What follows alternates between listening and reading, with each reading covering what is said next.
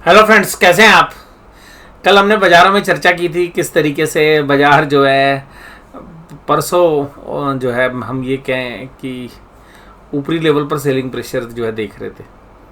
और सिमिलरली कल जब बाज़ार ऊपर की तरफ आए तो सेलिंग प्रेशर झेल रहे थे। और हमने यही बात कल के एनालिसिस में की थी और हमने ये भी कहा था कि हमने अपनी तेज़ी की पोजीशन ख़त्म कर ली है काफ़ी हद तक। और रीज़न मैंने आपको बताया था कि ऊपरी लेवल पर बाज़ार अटक रहे थे और बाज़ार स्पेशली बैंक निफ्टी के अंदर जो अटकाव था वो 34,100 के आसपास था। तो 34,000 के ऊपर बाज़ार अटक रहा था। आज हालांकि देखिएगा बाज़ार ने क्लोजिंग निफ्टी ने अच्छी दी है, ऐसा ब्रोकर्स मानते हैं, क्योंकि जैसे ही ऐसा लगा कि 15,800 के ऊपर क्लोजिंग आ रही है तो सारे ब्रोकर्स की कॉल आनी शुरू हो गई, भाई साहब तेज़ी की पोजीशन बना लो। अब बात ये कि ये 15,800 की स्पॉट के ऊपर बाजार बंद हो रहा है, 18 पॉइंट ऊपर बंद हो रहा है, तो तेज़ी तो बननी चाहिए। बट बैंक निफ्टी के जो स्टॉक्स हैं वहाँ पर देखें और इवन निफ्टी को भी देखें, ये शायद जो क्लोजिंग है ये केवल भ्रमित करने के लिए है। और अब मुझे पर्सनली ऐसा लग रहा है कि ना बाजार अपने बाइंग के बोझ से दब गया है। बहुत समय के बाद, बहुत लंबे समय के बाद, क्या रूम में मैंने ऐसा बहुत कम देखा है कि बाजार 3 दिन पहले जब एक्सपायरी हो मंथली, उसके 3 दिन पहले इतने कम वॉल्यूम के साथ काम करे, यानी कि बाजार में वॉल्यूम कम थे। अब ये वॉल्यूम कम है, इसका मतलब क्या है? इसका मतलब ये है कि जो लास्ट के 2-3 दिनों में उठापटक होती है, इधर से उधर के सौदे बनते हैं, वो ऐसा लग रहा है कि जो कल की ऊपर की तरफ से जो सेलिंग आई, परसों जो तेजी हुई, उन सब के भी जो फ्राइडे में जो तेजी हुई, उन सब के बीच में बाजार अटक गया। बाजार अपने बोझ से, यानी कि जो बाइंग का बोझ है उसको झेल रहा है। यानी कि बायर्स की पोजीशन इतनी है कि बाजार जैसे ऊपर जाता है, जिन्होंने भी बाइंग कर रखी है वो सोचते हैं यार एक बार पैसा निकालो, सौदा काटो। तो ये जो तेजी के लिए जो नया मोमेंटम बाइंग के लिए होना चाहिए वो नहीं है बाजार में।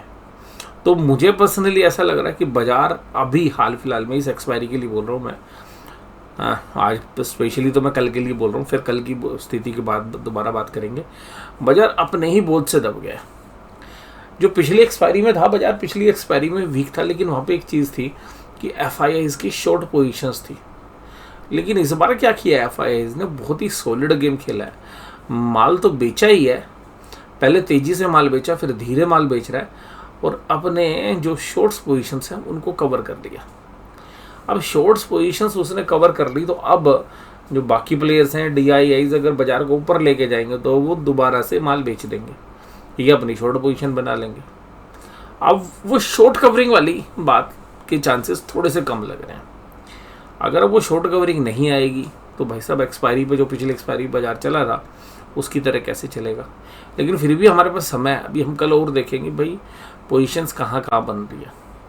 बट कुल मिलाकर बाजार में जो हमने कल बात बोली थी बैंक निफ्टी में, बाजार अब ऊपरी लेवल पर सेलिंग प्रेशर देख रहा था। और मैंने एक और साफ बात बोली थी आपको कि बाजार चौपी रहेंगे। चौपी मतलब एक बहुत ही सीमित दायरे में रहेंगे, और मैंने कल बार बार इस बात को आपके साथ जिक्र किया था। अब कल का बाजार कैसा रहेगा, कैसा मुझे उम्मीद है वो बताता हूँ। तो देखिए कि निफ्टी ने तो आज पॉजिटिव किया, ये गैप के अंदर बाजार घुसने की कोशिश तो कर रहा है, और अब इस बाजार इस गैप को फिल कर रहे या ना करे। अब इसको फिल करने के लिए जान लगा रहा है, जैसे ही जान लगा रहा है ना ऊपर के लिए, भाई साहब सेलिंग आ रही है, तो निफ्टी के ऊपर भी प्रेशर है। तो मुझे अभी भी लगता है कि अगर बाजार ऊपर की तरफ जाएंगे ना, सेल ऑन राइज है। रिलायंस में आज बहुत दिनों के बाद आपने देखा कि 101 पॉइंट की कंट्रीब्यूटर जो है निफ्टी में रहा। MNMO, ONGC, हिंडाल्को और इन्फोसिस बाकी भी जो है अच्छे कंट्रीब्यूटर थे। Titan, ICICI bank, HDFC bank, ये देखिए बैंकों में वीकनेस थी आज। एशियन पेंट्स और बजाज फाइनेंस, तो फाइनेंशियल्स आज वीक थे। और एडवांस डिक्लाइन रेशियो भी देखिएगा एडवांसेस की तरफ थे। हाँ, और जो शेयर्स आज चल रहे थे वो ONGC, Hindalco, Mahindra and Mahindra, Coal India, HDFC life, Tata consumer, JSW। एक इंसिडेंस जो है ONGC का जो हेलीकॉप्टर है वो शायद क्रैश हो गया है, ऐसी मीडिया में जो है रिपोर्ट्स थी, पर मैं इसकी कोई पुष्टि नहीं कर रहा हूँ। मैं हो सकता है कि इसका कोई वैसे तो कोई शेयर प्राइस पे कोई असर होना नहीं होता है, लेकिन फिर भी थोड़ा बहुत मामूली सा सेंटिमेंटल असर हो जाता है। और रिलायंस इंडस्ट्रीज, सिप्ला और टेक महिंद्रा ये सब पॉजिटिव थे। कमजोरी थी टाइटन कंपनी में, यानी कि टाइटन लिमिटेड में।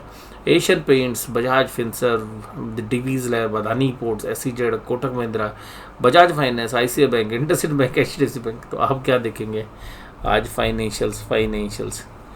फाइनेंशियल्स ये ज़्यादा वीक थे, जिसकी बदौलत आपको निफ्टी तो पॉजिटिव नज़र आया, लेकिन बैंक निफ्टी कमज़ोर था। और आज बड़ा हैरान करने वाला था। हैरान क्यों करने वाला था? मैंने कल आपको बोला था, और जो हमारे कुछ क्लाइंट्स हैं उनसे जो हमारी बातचीत होती है उनको मैंने कल यही बोला था जो आपको बोला था। मैंने कहा ना, बाजार एक सीमित दायरे में रहेगा, रेंज में, और ऑप्शन सेलर को आज अच्छा फ़ायदा हो सकता है। हालांकि प्रीमियम डिके इतना नहीं हुआ जितना हम एंटिसिपेट कर रहे थे, लेकिन उसके बावजूद देखिएगा केवल 240 पॉइंट के अंदर बैंक निफ्टी पूरे दिन भर ट्रेड करे। ये कोई किसी सरप्राइज से कम है क्या? ये किसी सरप्राइज से कम है क्या? आप बताइए। अब ये जो सरप्राइज है ये बता रहा है भाई, ये इतना नैरो रेंज में। अब इस तरीके से जब नैरो रेंज बनती है तो बाजार एक तरफ बहुत तेजी से जाता है जनरली। लेकिन अभी मैं कल के लिए नहीं बोलूँगा, परसों देखेंगे। अभी बाजार हर राइज पर जो है सेलिंग प्रेशर झेल रहा है, तो अभी भी मुझे लगता है कि निफ्टी बैंक जैसे ऊपर की तरफ जाएगा सेल ऑन राइज है। हालांकि मैं बहुत बड़ी कमजोरी भी नहीं मान रहा हूँ, क्योंकि 33,500 आज होल्ड हुआ है। हो सकता है कि 33,200, 33,300 तक बाजार चला जाए, बट मुझे अब यार ये जो एक्सपायरी है इसमें कुछ ऐसा उठा पटक लग नहीं रही अभी तक, तो हाल फिलहाल में। तो कल भी हमें चौपिन ऐसी जो है देखने के लिए मिलेगी। थोड़ा सा बायस जो है नेगेटिव की तरफ है कि जैसे बाजार ऊपर की तरफ आएगा तो बाजार सेल ऑन राइज वाली स्थिति में ही रहना चाहिए, इसके काफ़ी अच्छी चांसेस। लेकिन देखिएगा हम एक्सपायरी के बहुत नज़दीक है, तो मैं बहुत ज़्यादा आपको ये कहूँगी नहीं जी बिल्कुल ऐसा ही होगा, तो थोड़ा सा बेईमानी होगा। बट अभी नॉर्मल केसेस में सेल ऑन राइज है, साइकोलॉजिकली भी, टेक्निकली भी और फंडामेंटली भी। तो सारे रीजंस जो हैं बाजार को ऊपरी लेवल पर एक रेजिस्टेंस की ही जो है तरफ लेके चलते हुए नज़र आ रहे हैं। और निफ्टी बैंक ने देखिए कल की रेड कैंडल के बाद आज ग्रीन कैंडल बनाई, लेकिन आज बाजार में निराशा थी। और बाजार जब ओपन हुए तो 578 पर हुए, वहाँ से कोई बहुत बड़े हाई नहीं लगाए, बहुत नैरो रेंज के अंदर बाजार ने काम किया। हालांकि नैरो रेंज के बाद बाजार एक बड़े मूव देने की कोशिश करता है, देखते हैं कि अभी होता है नहीं होता। अभी कल के लिए हमें चांसेस नहीं लग रहे हैं, होगा तो नीचे की तरफ होने के चांसेस हैं, क्योंकि ऊपर जो है बहुत जबरदस्त तरीके का सेलिंग प्रेशर देखने के लिए मिल रहा है। SBI, axis bank of Baroda, PNB, federal ये सब तेज थे। HDFC bank, ICI bank, Kotak Mahindra, बंधन बैंक और इंडसइंड बैंक ये कमजोर थे। यानी कि आज जो हैवी वेट्स थे उनमें से 3 हैवी वेट्स तो गिराने की तरफ थे और 1 हैवी वेट जो है आप भी समझ सकते हैं तेजी की तरफ तक। तो कुल मिलाकर बाजार बैंक निफ्टी कमजोर ही रहा। एक्सिस बैंक जो है आज थोड़ा सा फेवरेबल था, एसबीआई भी फेवरेबल था। अब एफआईआईज के अगर डेटा देखें, सेलिंग के डेटा, तो 1244 करोड़ आज की सेल की इतनी डीआईज ने बाय की। लेकिन देखिएगा ये 83 करोड़ की, 205 करोड़ की, 667 इंडेक्स के जो शॉर्ट्स हैं वो कवर कर लिए। हालांकि अभी भी 7,000 नेट हैं नेगेटिव साइड, और इसी तरीके से स्टॉक्स के फ्यूचर्स भी कवर कर लिए। यानी कि फ्यूचर में जो पोजीशंस हैं इंडेक्स और शेयर्स में मिला के लगभग एफआईआईज की बराबरी की तरफ एक जगह शॉर्ट्स पड़े हुए हैं। अभी 6,413 का मंथली जो है बाय है इनके पास, और इंडेक्स फ्यूचर्स मंथली सेल है, तो वो मोर और लेस एक जैसा है, और इंडेक्स में वो सेलिंग करते जा रहे हैं। तो इन्होंने दोनों तक पोजीशन बना रखी है कि अगर बाजार ऊपर की तरफ आएगा तो एफआईआईज जो है सेल करने वाली पोजीशन में आ जाएंगे, क्योंकि इन्होंने अपने शॉर्ट्स इस बार कवर कर लिए जल्दी। पुट कॉल रेशो नेगेटिव ही है, कोई ऐसा है नहीं कॉन्फिडेंस। डाउ जोन्स जो है थोड़ा सा कमज़ोर हो गया 0.55। हालांकि बहुत अच्छी तेज़ी की थी डाउ जोन्स ने, 800 850 तक गया था, 31,800 850 तक, कि भाई कंज्यूमर की जो है इन्फॉर्मेशन आनी थी, कंज्यूमर के डेटा आने थे। इस एंटिसिपेशन में काफ़ी चल रहा था, लेकिन शायद वो बाज़ार को पसंद नहीं आए। अब यहाँ पर अगर हम बात करें तो ब्रेंट क्रूड जो है वो भी दोबारा से तेज़ी कर रहा है यार, ये भी निराशा वाली बात है। और कुल मिलाकर ऑप्शन चेन के डेटा में हालांकि 15,800 35,000 कॉन्ट्रैक्ट लिखे गए पुट साइड में, तो ये पहला बेस है। ये मैंने कल भी बात की थी आपके साथ कि ये एक ऐसा बेस है जो अगर टूटेगा बैंक निफ्टी में, निफ्टी में, तो एक वीकनेस की तरफ बाजार को ले जा सकता है। वहीं दूसरी तरफ कॉल राइटिंग जो है एग्रेसिवली हो रही है हर लेवल पे 15,800, 15,900 15,850, 15,900, 15,950, 16,000, 16,050, 16,100 तक, 16,100 क्या 16,150 में भी है। तो कॉल में ज़्यादा जो है सेलिंग है, लेकिन पुट्स राइटिंग में इतना नहीं है। पुट राइटिंग 15,600 में, तो इसका मतलब है कि पुट राइटर डरे हुए हैं कहीं कल पुट बेचे और भाई साहब बाजार नीचे ना चला जाए। तो कॉन्फिडेंस अभी कॉल साइड में है, तो कॉल के जो राइटर्स है वो मान के चल रहे हैं कि भाई बाजार ऊपर जो है शायद नहीं जाएगा, तो उन्होंने हर लेवल पर जो है सेलिंग कर रखी है। तो ऑप्शन चेन की डेटा भी वीक है। अगर बैंक निफ्टी में बात करें तो बैंक निफ्टी में नेक टू नेक है, बैंक निफ्टी में इतनी वीकनेस नहीं है।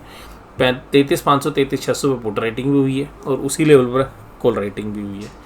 उसके नीचे भी अगर हम देखें तो अच्छी खासी जो है पुट राइटिंग है। तो ये थोड़ा सा स्टेबिलिटी दे रहा है bank Nifty as compare to Nifty. Nifty की जो ऑप्शन चेन है वो ज़्यादा वीक है, और जहाँ पर बैंक निफ्टी की ऑप्शन चेन की बात करें तो वो न्यूट्रल लग रही है। कहीं ऐसा ना हो कि ये एक्सपायरी एक बहुत सीमित दायरे में ही जो है निपटा दी जाए और 33,500 या 34,000 के आसपास कहीं स्टार्डल तो नहीं बने हुए हैं पोजीशन के। 33,500 में देखिए पुट और कॉल दोनों सेल करने वाले हैं। 176 पॉइंट यहाँ पे मिल रहे हैं, 370 पॉइंट यहाँ मिल रहे हैं। बाजार 500 पॉइंट अगर से ज़्यादा मूव करेगा तभी ऑप्शंस के सेलर को नुकसान होगा।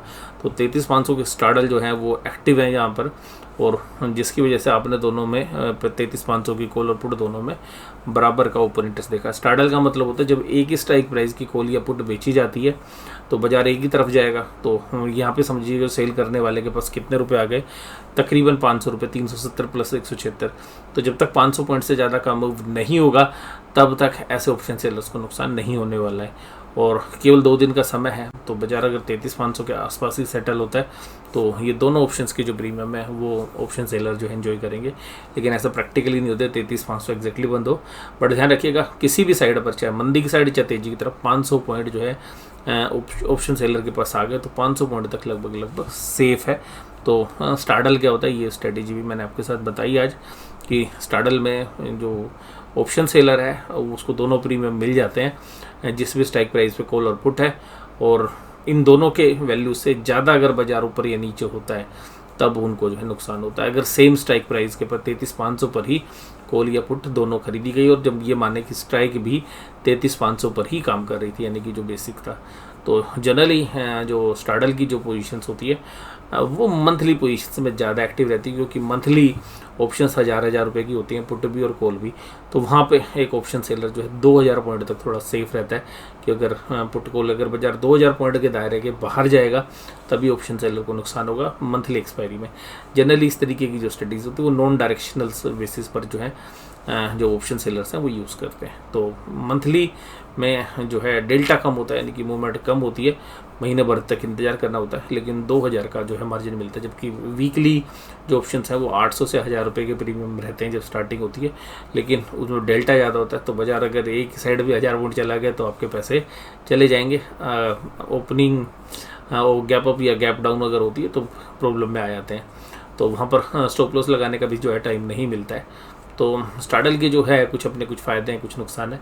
जो फ़ायदे बायर के लिए वही सेलर के लिए डिसएडवांटेज है, और जो सेलर के एडवांटेज है वही बायर के लिए डिसएडवांटेज है। तो जनरली आप स्टार्डल खरीद भी सकते हैं, बेच भी सकते हैं।